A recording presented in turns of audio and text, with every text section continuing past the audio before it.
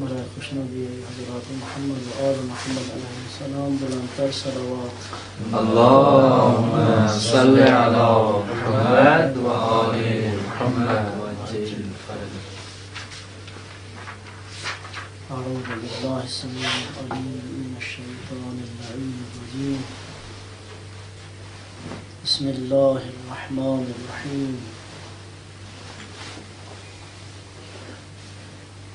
الحمد لأهله والصلاة على أهلها. الحمد لله رب العالمين وصلى الله على حبيبه وآله الأطيبين الأطهرين المعصومين المظلومين المنتجبين المنتخبين الذين أذهب الله عنهم الرجس وطهرهم تطهيرا. اللهم صل على محمد وآل محمد. وصلى الله على بقية الله في الأرضين واللعنة الدائمة على أعدائهم أجمعين ملعونين. أما بعد،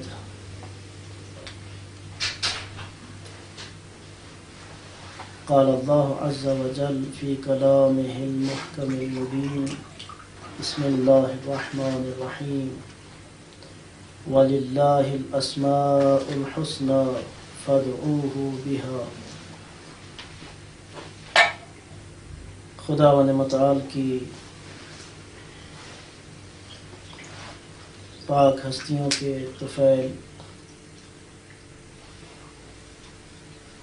جو نعمات ہم تک پہنچ رہی ہیں ان پر شاکر ہیں، اور خداوند متعال کی نعمات کا جس قدر بھی شکر ادا کیا جائے وہ کم ہے. اس وجہ سے کہ خداوند متعال کی نعمات ہمارے حساب و کتاب اور شمار میں نہیں آ سکتی. ارشاد رب العزت ہے کہ اگر تم اللہ کی نعمتوں کو شمار کرو گے، گننا چاہو گے، تو اس کو احصا نہیں کر سکتے، اپنے حساب و کتاب کی حدود کے اندر محدود نہیں کر سکتے. تو جب خداوند متعال کی نعمتیں اس قدر زیادہ ہیں جن کو ہم شمار ہی نہیں کر سکتے، اپنے حد و حصار میں ہی نہیں لا سکتے، تو اس کا شکر ادا کرنے کی کیسے سوچ سکتے ہیں؟ لیکن اس کا یہ مطلب قطعا نہیں ہے. میں نے عرض کیا نا کہ ہر مطلب کو ایک فہیم انسان، ایک عاقل انسان مثبت انداز میں لیتا ہے. کئی لوگ ہیں کہ جو اپنے منفی انداز میں مطالب کو لینے کی وجہ سے پستی اور انحطاط کا شکار ہو جاتے ہیں، ترقی کے راستے اپنے اوپر مسدود کر لیتے ہیں، بند کر لیتے ہیں. لیکن اگر ہر چیز کو مثبت انداز میں لیا جائے تو ترقی کے راستے کھلتے چلے جا رہے ہیں. اس کا یہ مطلب نہیں ہے کہ خداوند متعال کی نعمتیں ہی جب اتنی زیادہ ہیں کہ ہم ان کو گن بھی نہیں سکتے، لہذا بس آرام سے بیٹھتے ہیں بے فکر اور بے خیال ہو کر کہ ہم نے اس کا شکریہ ادا کرنا ہے. شکریہ تو اس وقت ادا کرتے کہ جب اس کی نعمتوں کو شمار کر سکتے. اس کی جب نعمتیں شمار میں نہیں آتی ہیں تو اس کا شکریہ کیسے ادا کریں؟ یہ عجز ناپسندیدہ ہے، یہ اظہار عجز، عاجزی، ناتوانی ناپسندیدہ ہے. نہ بلکہ انسان کوشش کرے اور کہے کہ جس قدر میں شکر ادا کر سکتا ہوں وہ شکر ادا کروں گا، لیکن اس چیز کا مدعی نہیں ہوں کہ خدا کی نعمتوں کو تمام کو میں نے اپنی معلومات کے دائرے میں لے لیا ہے، شمار کر لیا ہے، گن لیا ہے۔ لیکن یہ دو چیزیں آپس میں منافات نہیں رکھتی ہیں۔ ایک طرف سے احسان ہی احسان ہے، نعمتیں ہی نعمتیں ہیں، تو دوسری طرف سے عقل کا تقاضا کیا ہے، کیا ہونا چاہیے؟ شکر ہی شکر۔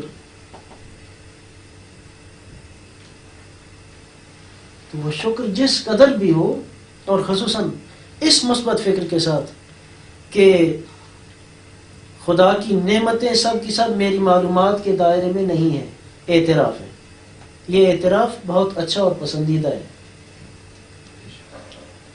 اس پسندیدہ اعتراف کے ساتھ یہ ہے کہ خدا بندہ تیرے انعامات، تیری نعمتیں، تیرے احسانات بہت زیادہ ہیں،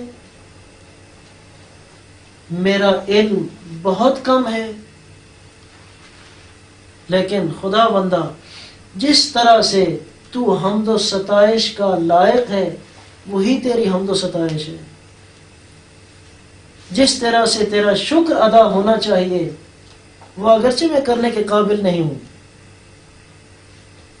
لیکن اس چیز پر اعتقاد رکھتا ہوں کہ خدایا تیرا شکر جس قدر بھی ادا کیا جائے کم ہے۔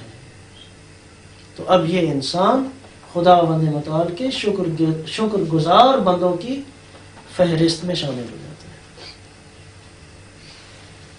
اب آئیے موضوع بحث کی طرف۔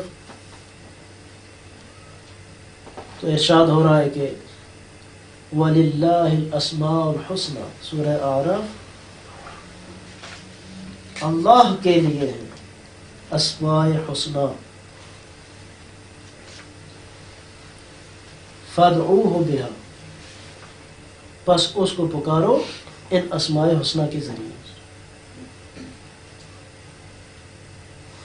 یہاں پر ایک انتہائی اختصار کے ساتھ اشارہ کہ للہ وللہ الاسماء الحسنى، للہ کیا ہے؟ نحوی اعتبار سے ظاہر ہے کہ خبر ہے۔ خبر کا حق کیا ہوتا ہے؟ بعد میں آتی ہے۔ اول میں آنے والی چیز ہماری علماء نحات کی اصطلاح میں کیا کہلاتی ہے؟ مبتدا۔ اس طرح سے جملہ تشکیل ہوتا ہے، مبتدا ہے، خبر ہے، یہ ایک جملہ ہو گیا۔ اب وہ چیز جس کا حق یہ ہے، جس کا مقام یہ ہے کہ اس کو مؤخر آنا چاہیے تھا، اس کو اگر مقدم لے کر آتے ہیں تو اس میں کوئی نہ کوئی راز ہوتا ہے، کچھ نہ کچھ حکمت ہوتی ہے، اور خصوصاً وہ کلام حکمت سے بھرپور کلام ہو، قرآن مجید ہو یا کسی معصوم علیہ السلام کا کلام ہو، تو اس میں وہ چیز کہ ما حق تقدیم تاخیر میں آ جائے یا بالعکس، تو اس کا مطلب ہے کہ اس میں کچھ حکمتیں پوشیدہ ہیں۔ یہاں پر بھی اسی طرح سے ہے، وَلِلَّهِ، اللہ کے لیے ہے کیا؟ اسماء حسنہ، خبر ہے مقدم ہو رہی ہے۔ اسماء حسنہ کیا ہے؟ مبتدا بن رہے ہیں۔ تو یہاں پر ایک مطلب، ایک حکمت جو ہم لے سکتے ہیں وہ کیا ہے کہ حصر کی افادیت یہاں پر ہمارے سامنے ظاہر ہو رہی ہے۔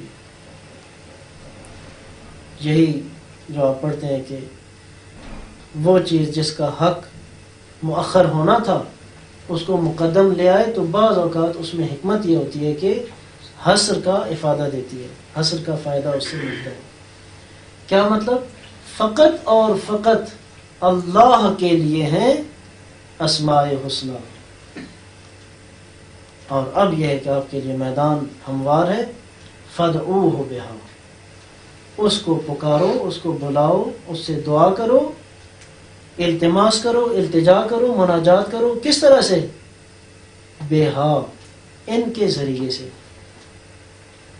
جس طرح سے ایک آیہ مجیدہ میں جو کہ اکثر، اور یہ آیہ مجیدہ جس کو عنوان کلام قرار دیا ہے، یہ عقل طور پر استفادہ کیا جاتا ہے اس پیرائے میں، اس مطلب میں کہ وسیلہ.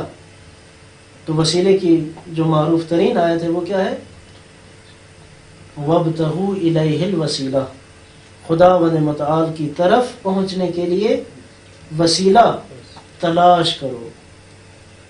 پھر یہاں پر بھی وہی نقطہ جو آپ سنتے آ رہے ہیں کہ وسیلہ تلاش کرنے کا ابتغاء کا حکم ہے. وَابْتَغُوا إِلَيْهِ الْوَسِيلَةَ، اس کا مطلب کیا ہے کہ خداوند متعال کی طرف لے کر جانے والے بندوں کو، مخلوق کو خالق تک، خدا تک پہنچانے والے وسیلے خداوند متعال کی طرف سے پہلے سے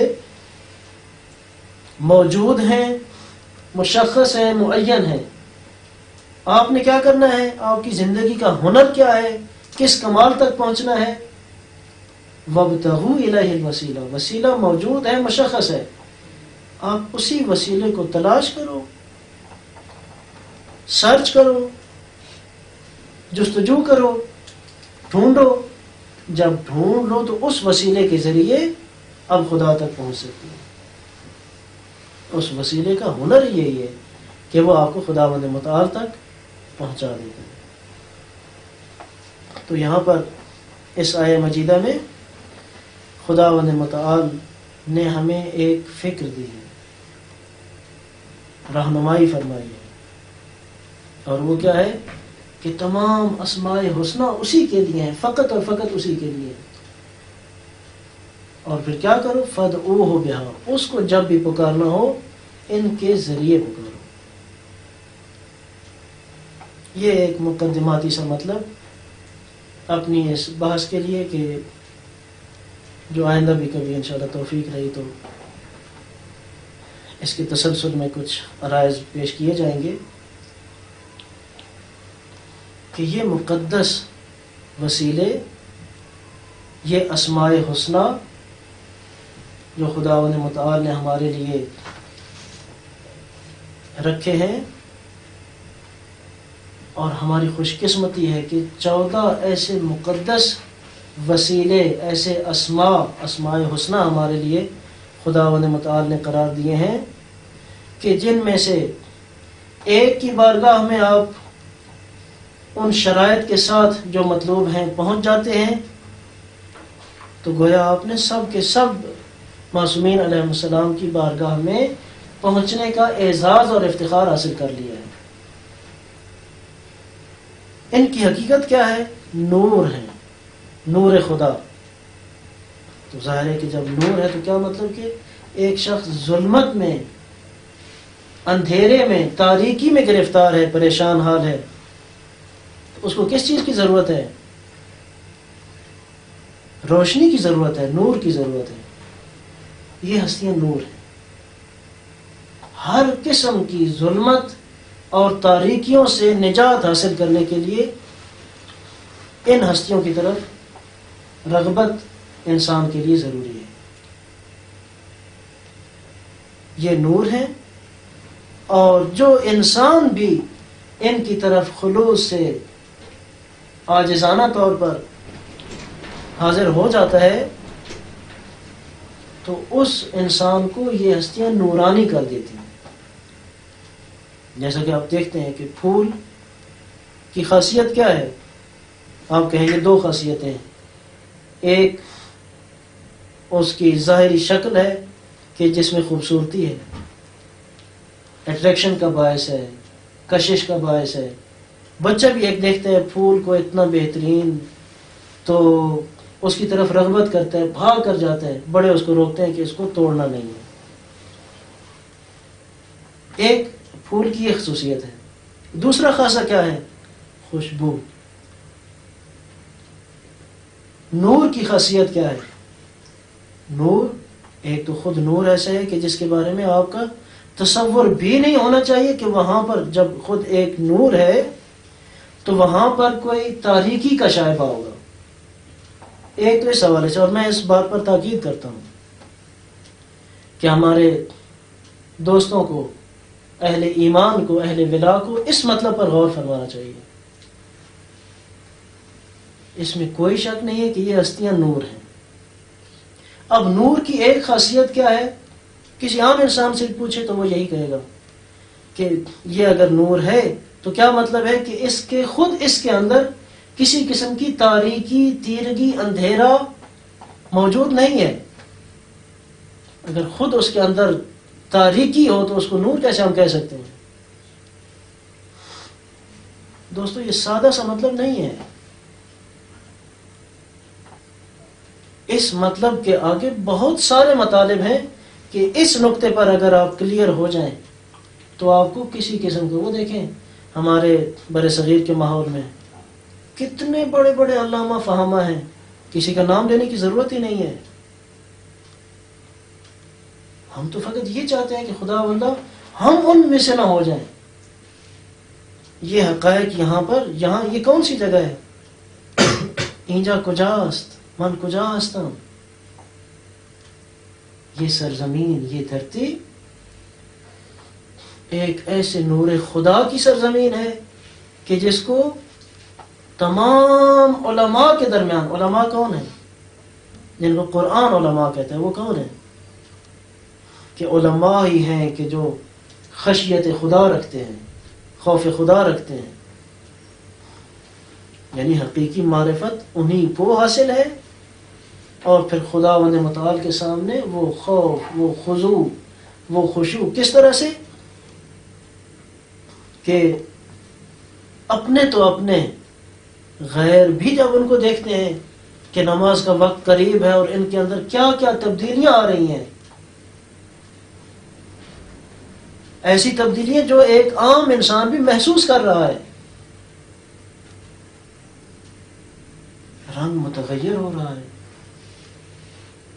ایسا لگ رہا ہے ابھی تک یہ شخصیت ایسے لگ رہی تھی جیسے دنیا میں شہنشاہانہ حیثیت اسی شخصیت کی ہے. نماز کا وقت نزدیک آ رہا ہے، اب ایسے لگ رہا ہے جیسے کسی بہت بڑے سلطان، بہت بڑے ایک حاکم علی الاطلاق کے سامنے اس نے پیش ہونا ہے. یہ تبدیلیاں عام انسان بھی دیکھ کر محسوس کر رہا ہے. تو اس طرح کی علماء ہستیاں، اور ان کے درمیان عالم آل محمد کہلانے والی ہستی حضرت سامر الائمہ، حجت خدا حضرت امام رضا علیہ السلام. صلوات پڑھتے ہیں. اللہم صل علی محمد و آل محمد وعجل فرجہ. ایسی ایک ہستی کے آپ ہمسائے ہیں. ہمسائے کہنا بھی بہت بڑی جسارت ہے. ایسی ہستی کے آپ قدموں میں ہیں اور بہت بڑا شرف ہے، بہت بڑا شرف ہے. تو جب ایک نور کے اتنے قریب ہیں تو پھر ہماری فکر کیا ہونی چاہیے؟ منور ہونی چاہیے، روشنائی اس میں ہونی چاہیے. ہماری فکر میں نورانیت ہونی چاہیے. نورانیت ہو تو کیا ہے؟ ہم کہیں گے کہ یہ 14 کے 14 ایک ہیں. ایک کا کلام 14 کا کلام ہے.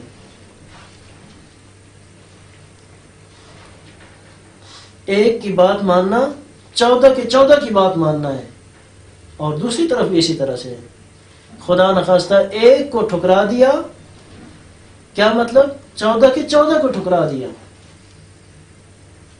ایک کی بات کا انکار کیا، گویا 14 کے 14 کی باتوں کا انکار کر دیا.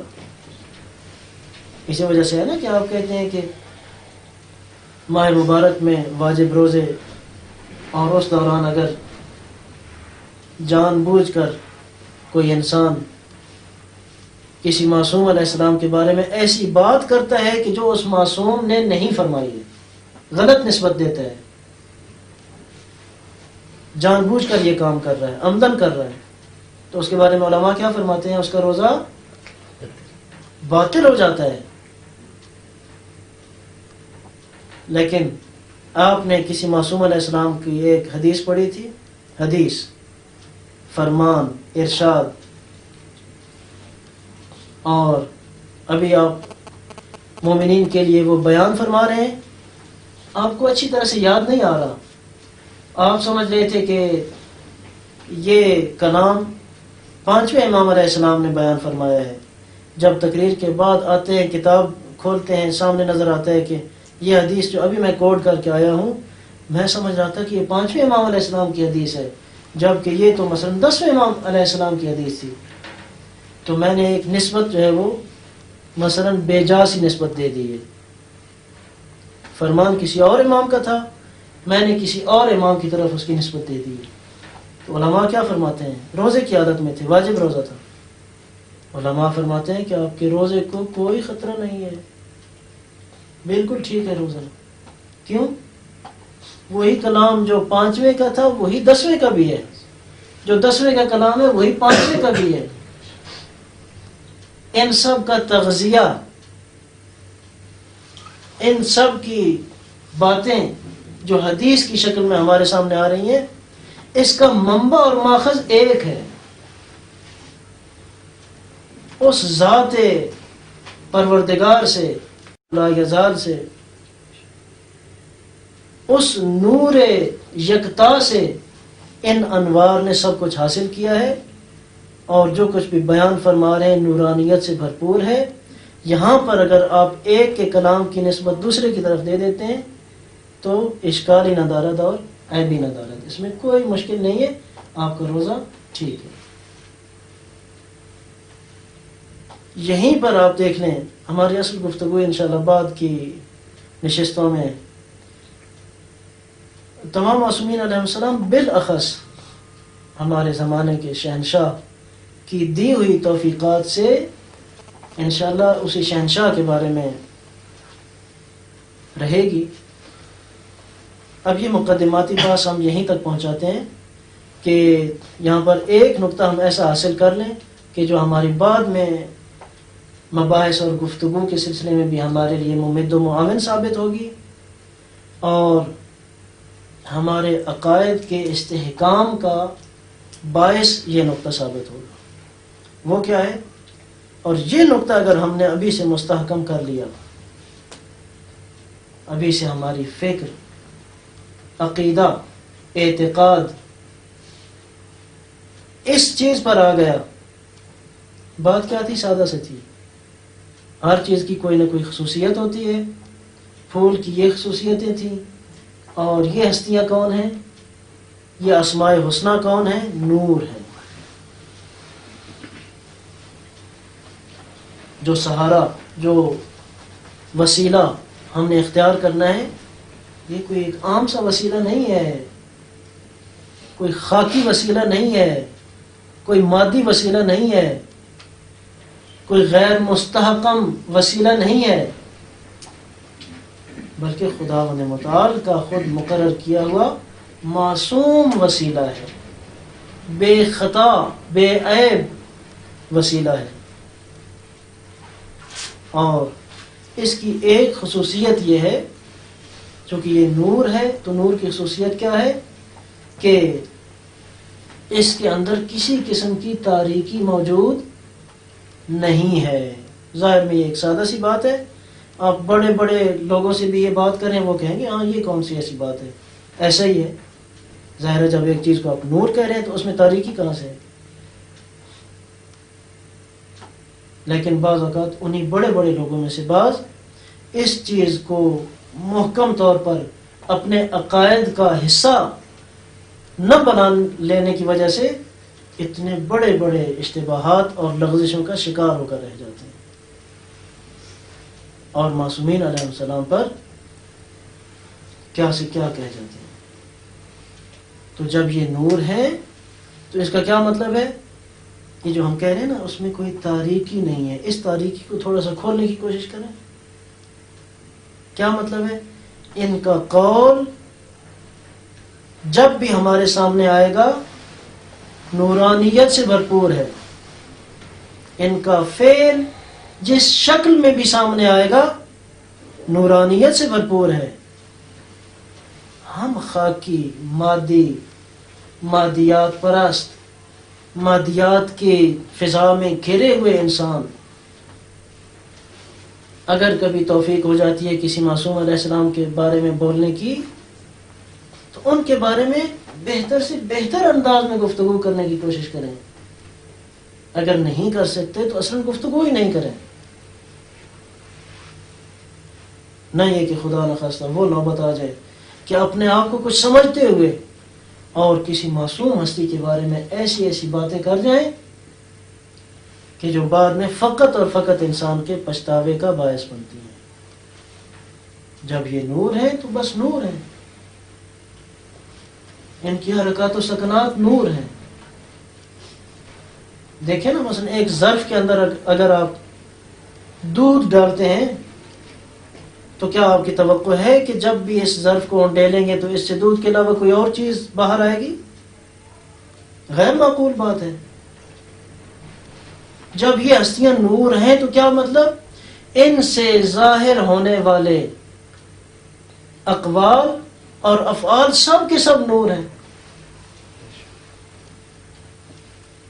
اب کیا وجہ ہے کہ ہم یہاں تک تو کہتے ہیں کہ ہاں ایسے ہی ہے، لیکن خاکی انسان ہوتے ہوئے ہم اتنی بڑی بڑی باتیں کر جاتے ہیں.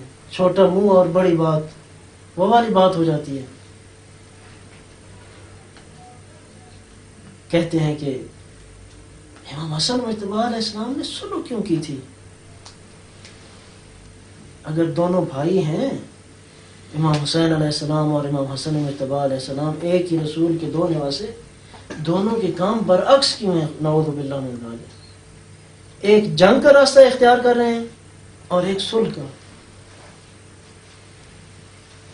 مولا امام رضا علیہ السلام مدینے سے جب یہاں پر لائے گئے، ہجرت کی مولا نے، تو یہاں آ کر تو یہ مامون بدبخت جو کہ ہارون کا بیٹا تھا، اور ہارون ایسا بدبخت تھا کہ جس نے ہمارے ساتویں امام علیہ السلام کو مسموم کیا تھا، تو یہ جو چیز ہمیں معلوم ہے کیا مالوں کو معلوم نہیں تھی؟ یہ میں کہہ رہا ہوں نا کہ چھوٹا منہ اور بڑی بات. کہ ہم یہ کہیں، کوئی خاکی انسان یہ کہے کہ کیا آٹھویں امام علیہ السلام کو معلوم نہیں تھا کہ ان کو دعوت دے کر مدینے سے مرو میں لانے والا، خراسان میں لانے والا انسان کس کا بیٹا ہے، کون ہے، اس کی شخصیت کیا ہے؟ ایک غاصب خلیفہ ہے، اس کا باپ بھی درست نہیں تھا اور وہ بھی درست نہیں ہے، تو مولا نے اس کی ولایت عہدی کو قبول ہی کیوں فرمایا؟ یہ ہے چھوٹا منہ اور بڑی بات. جب ہم نے تسلیم کر لیا، شروع سے تسلیم کر لیا کہ یہ ہستیاں نور ہیں، اسماء حسنہ یہی ہستیاں ہیں. کیسے کہہ سکتے ہیں اسماء حسنہ؟ کئی معصومین علیہ السلام کی روایات ہیں، آپ اس سلسلے میں روایت کتب کا مشاہدہ کر سکتے ہیں، ملاحظہ فرما سکتے ہیں. حضرت صادق آل محمد علیہ السلام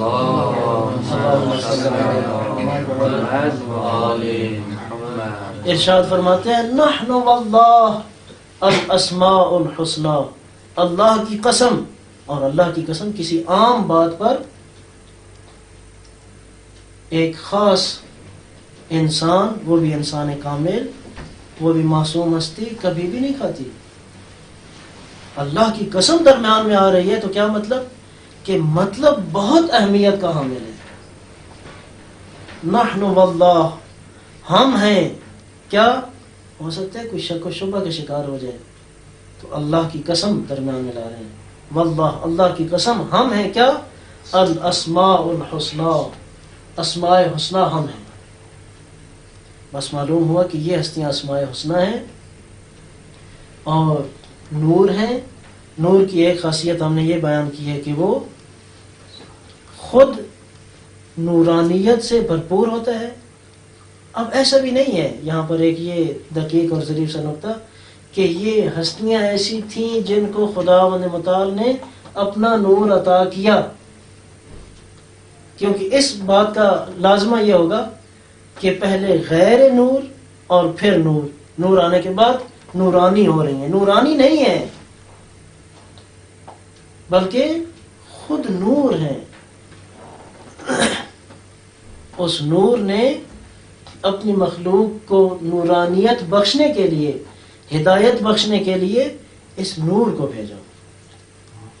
تو اس وجہ سے ہی یہ ہے کہ یہیں سے اگر ہمارے اعتقادات کی بنیاد خداوند متعال کی توفیق رفیق رہے، مستحکم ہو جائے، تو ہمیں معلوم ہو جائے گا کہ یہاں پر کسی قسم کی شک و شبے کی گنجائش نہیں ہے.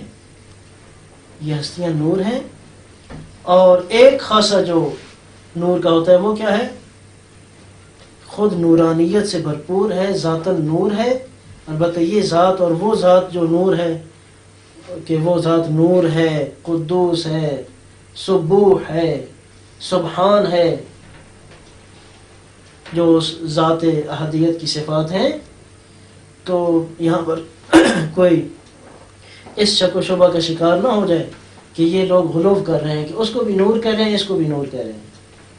نہ، وہ جو نور ہے وہ ذاتاً استقلالاً نور ہے، اور یہ نور اس نے پیدا کیا ہے.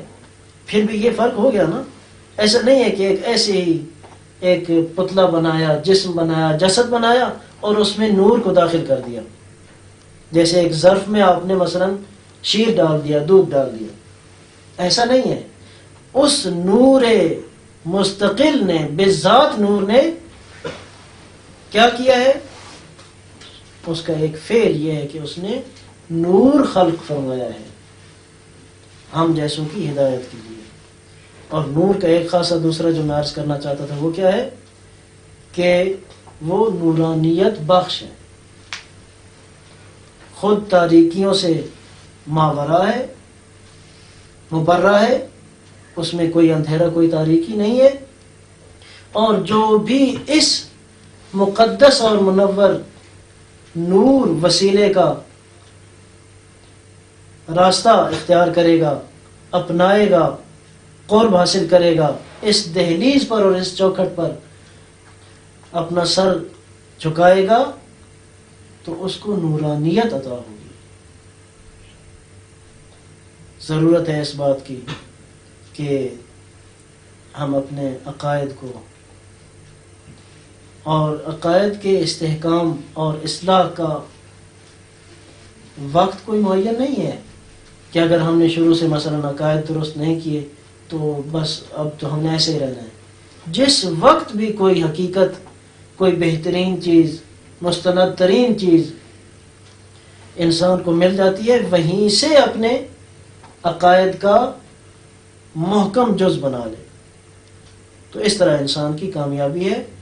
یہ ہمارے اگر اس طرح کے عقائد رہے تو پھر ہم نہ تو خود جرأت اور جسارت کریں گے کسی معصوم علیہ السلام کے کسی قول یا فعل پر انگلی اٹھائیں، اور نہ ہی جب تک ہماری زبان سلامت ہے، جب تک ہماری توفیقات ہیں، جب تک ہمارا زور ہے، جان ہے، اس وقت تک ہم کسی اور سے بھی یہ گستاخی برداشت نہیں کریں گے. اور اس وقت جو بہت ضروری چیز ہے وہ یہ ہے کہ یہ نور کا آخری جز جس کو خداوند متعال نے اپنی حکمت اور مصلحت کے تحت آخری زمانے کے لیے ذخیرہ کر کے رکھا ہے، جس کو کیا کہا جاتا ہے؟ قرآن کریم کی اصطلاح میں اس ذخیرے کو کیا کہا جاتا ہے؟ بقیت اللہ. اور یہی ہے وہ بقیت اللہ اعظم.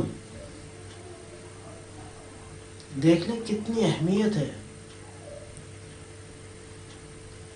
اور چونکہ پھر ہم نے اسی موضوع کو آگے بڑھانا ہے تو فقط اس کی اہمیت کہ 1,24,000 انبیاء کا آنا،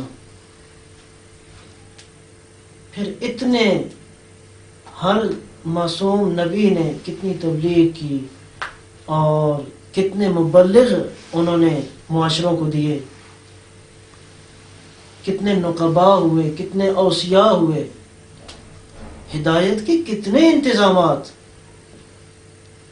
اور پھر یہ معصومین علیہ السلام کی آخری نبی سب انبیاء سے برتر، صلی اللہ علیہ وآلہ وسلم. اللهم اللهم صل صل على على محمد محمد وعلى وعلى آل آل محمد. اور ان کے اوصیاء سب اوصیاء سے برتر، نہ فقط سب اوصیاء سے بلکہ بے استثناء خاتم الانبیاء تمام انبیاء سے بڑھ کر. وہ کیسے؟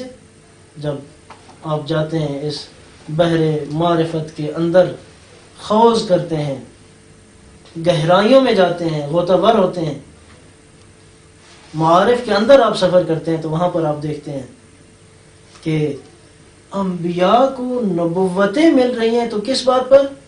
ولایت اہل بیت علیہ السلام کی شاد کے ساتھ ولایت قبول کر رہے ہیں.